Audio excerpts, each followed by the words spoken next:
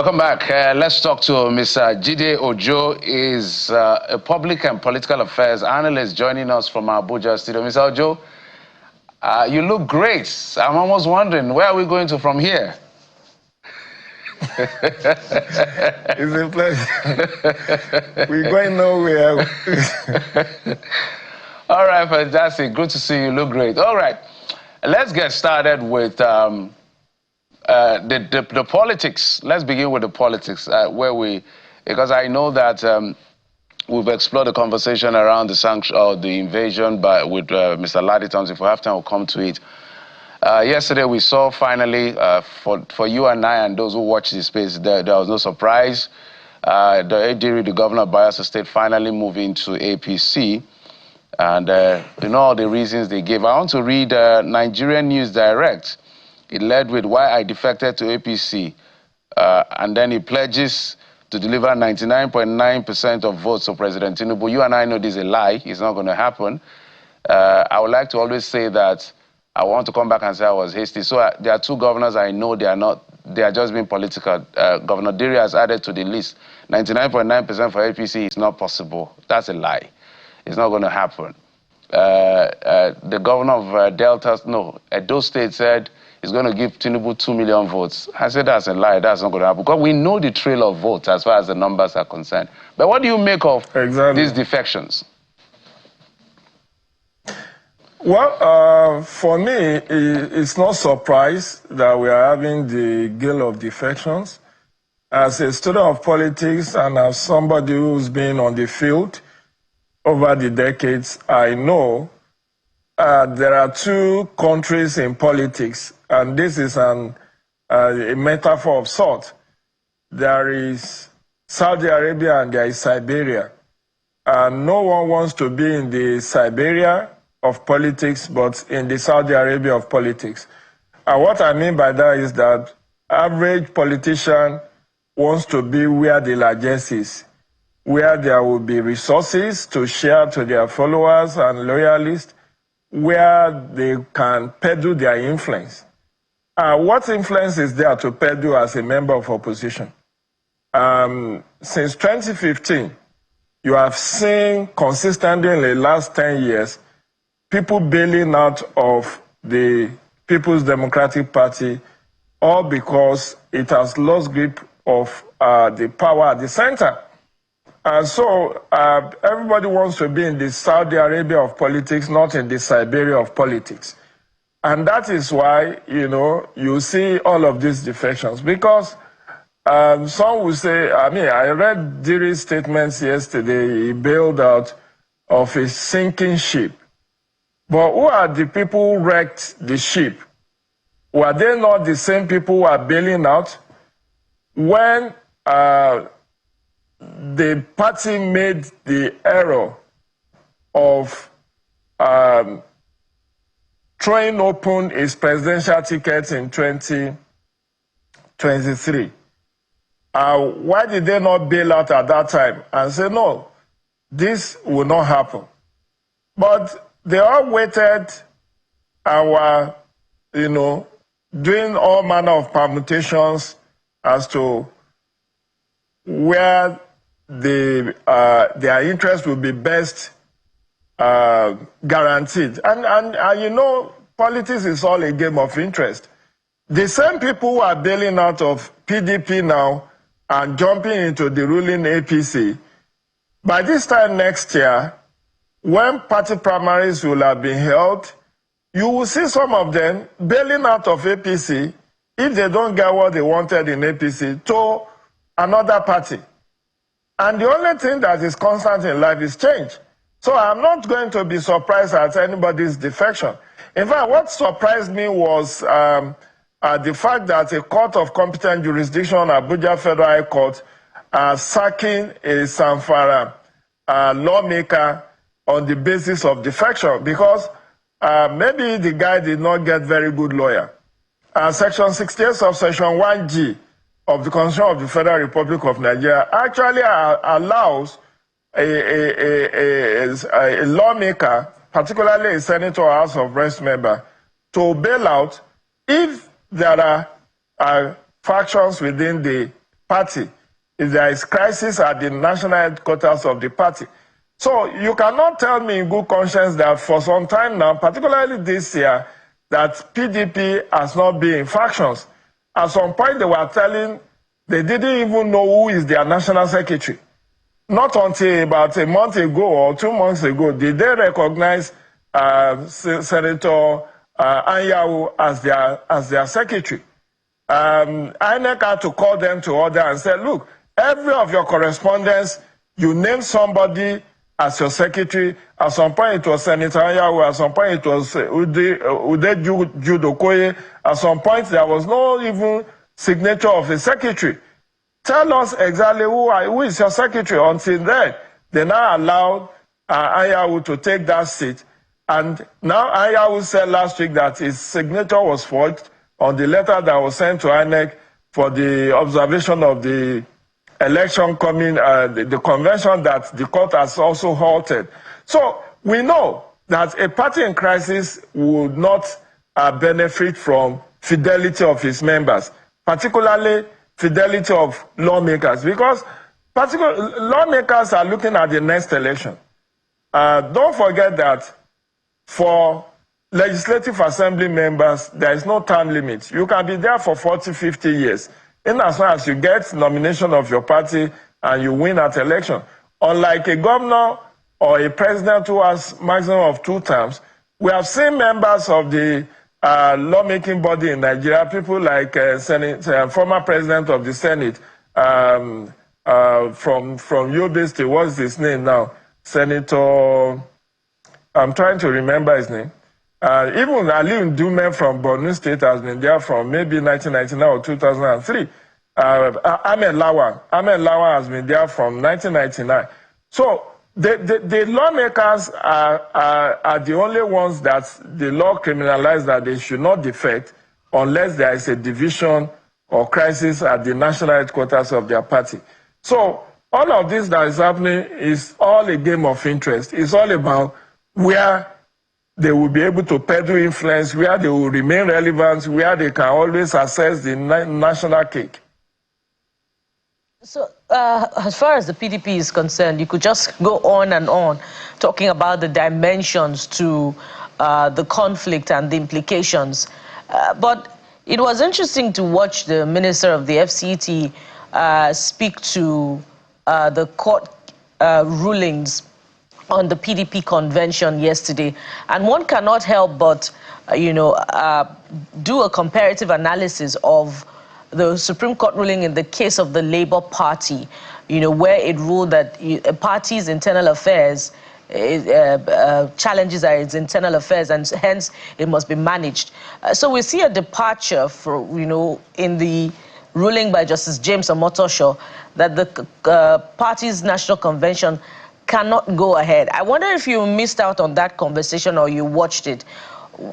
How do you weigh in on the justification of the FCT minister on this particular ruling, of Justice James Omotosho on the convention of the PDP? Bukola, let me cast your mind back to why our judiciary has been in the eye of the storm, and where many people insinuate that there is corruption in judiciary. If I expand your question, you will see what happened in Plateau State, rising from 2023 elections, where lower court sacked elected members of Plateau State House of Assembly, Senate, and House of Reps on the basis that PDP was in crisis, PDP does not have structure, PDP cannot and should not have nominated candidates when they don't have structure. And those people remain sacked. But what happened? Bukola, when that same issue got to the Supreme Court said, look, it's an internal affairs of the party. You cannot say that a party that has fielded a candidate does not have structure. So this same issue, unless it gets back to the Supreme Court, and then it gets to what the lawyers call status decisis, or when precedent.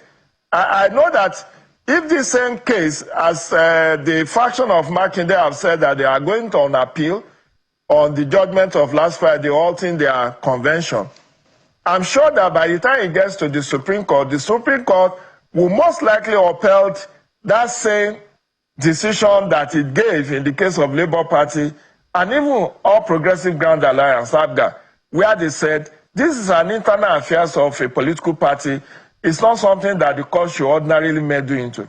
And that's why I was raising the issue of why do you sack a member of a lawmaker who has bailed out of his party that obviously is in crisis? And then I'm sure that is why in judiciary there are different layers of appellate court. So it starts from the court of first instance, the High Court or Federal High Court, then it goes to Court of Appeal and goes to Supreme Court. And until the Supreme Court makes a pronouncement, you cannot actually say that this is the position of the law. So I'm not surprised at what Nyesom Wike was saying yesterday. He said that over the weekend. And he's been gloating and saying, we told them they didn't do the right thing.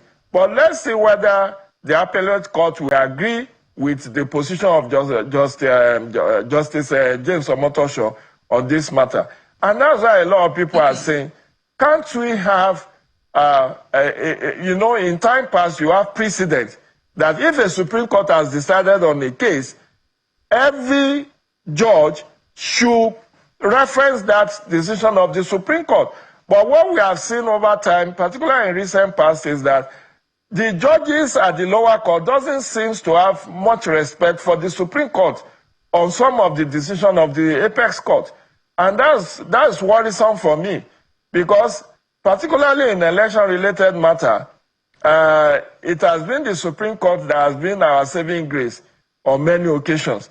Look at what happened in the case of NNPP. And the NNPP in 2023, the governorship election petition. Did you know that the Court of Appeal sacked the PDP governor that is not there? It was the Supreme Court that reinstated him and said, no, lower court, you heard by sacking this man. The same thing in Kano.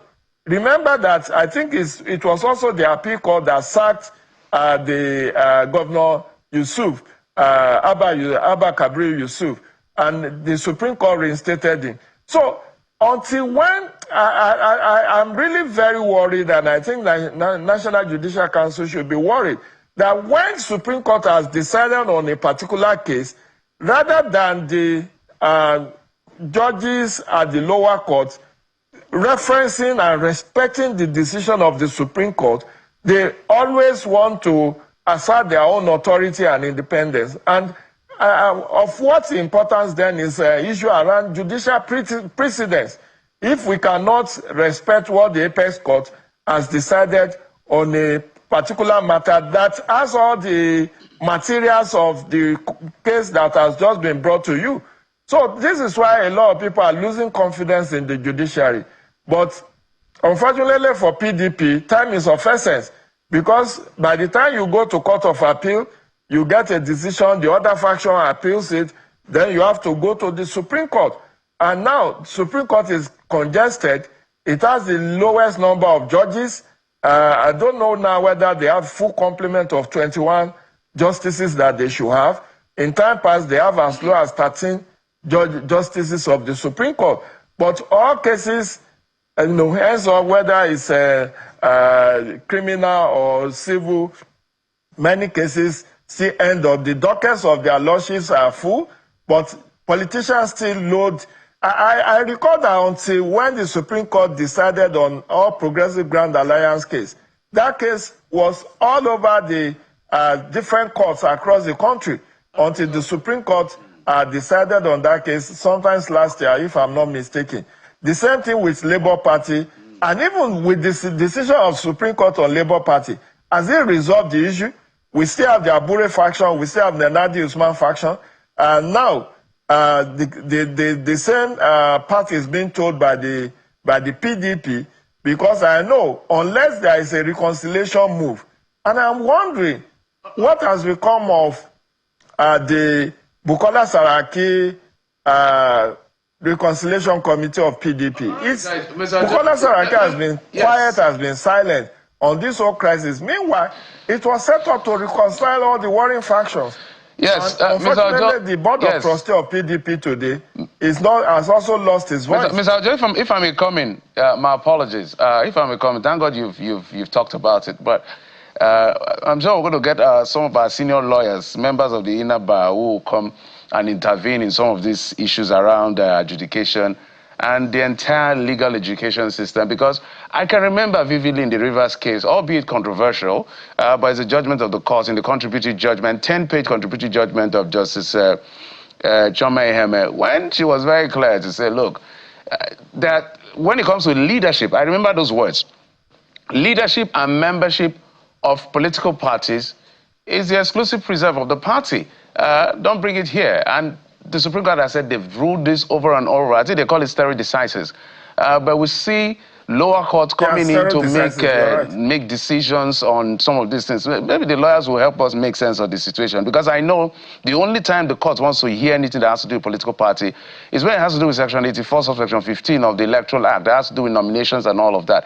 But if it's your membership and leadership, but we see these things happen over and over again. It's just a mess. You don't really know what is right, what is wrong, whether the decision of court to say if parties resolve your issues is even more of a bigger problem, whether the court should just follow through and making decisions for party, we do not know. But the bigger picture is what I want us to look at. There's a trend I'm seeing with the PDP. And this is the concern. I don't know whether you are seeing it. Do you really think, with what is playing now, PDP will have a candidate in 2027? I doubt, unless they resolve their issue. I seriously doubt, which is why, you know, the PDP has lost 4 governors this year alone. This year, from Obere Wori of Delta to governor of Akwa Ibom to Peter Mba of Enugu. Now, you just heard yesterday to a deal. And, of course, waiting in the wings is the Taraba governor, whom we have confirmation that is also on his way out to APC. As confirmed by his political advisor last week. And we also know that, you know, some others are still being, even the Plateau State governor is saying that he's under pressure. I don't know whether that is an euphemism to, he also want to bail out. He said he's under pressure, he's seeking the face of God. And you saw the case in Osun, where the governor of Osun also, there was a pushback from the APC that it should day his day. But you see, I am afraid whether if this MAD, mutually assured destruction of the weakest camp and Makinde's camp, if it's not resolved amicably and out of court, I'm afraid PDP may not have candidate in 2027. Because all it takes is all this. And I want to cast our mind back to something that happened in the 2019. Geoffrey and Bukola, if you recall, the case of Rivers and the case in Zamfara, where APC lost out completely. The APC was not allowed to present candidate in Rivers, and in the case of Zamfara, where election has been held, the APC members that won all the elections were the Supreme Court said their certificate of return should be withdrawn and given to the first runner-up. And that is what may happen in the case of PDP if care is not taken. Because as you have cited Section 84, the issue around nomination is issue that the court takes very seriously. And that's why some of these defections are justified. Because if you are not sure of which faction will be eventually recognized by the court, and you go and back the wrong faction, and the courts now say that is not the right faction that has nominated you, and your election is invalidated. Do you know how much it costs to run election in Nigeria, even as a status of assembly aspirant or candidate? Millions of naira. Some senators spend as close over $1 billion on their election campaign. Over $1 billion. I have it on good authority. So you don't want to throw that kind of resources away by going into by being nominated by a party that is in crisis. And that's why everybody is jumping into APC, because at least that's one party that seems to have some semblance of political stability as at now.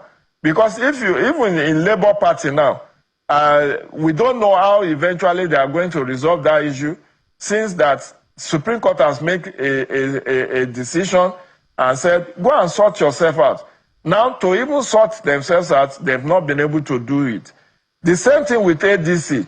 We are having the similar situation where there are a series of litigations in court over how David Mark and Aregbesola took over the mantle of leadership in ADC. The same thing with SDP.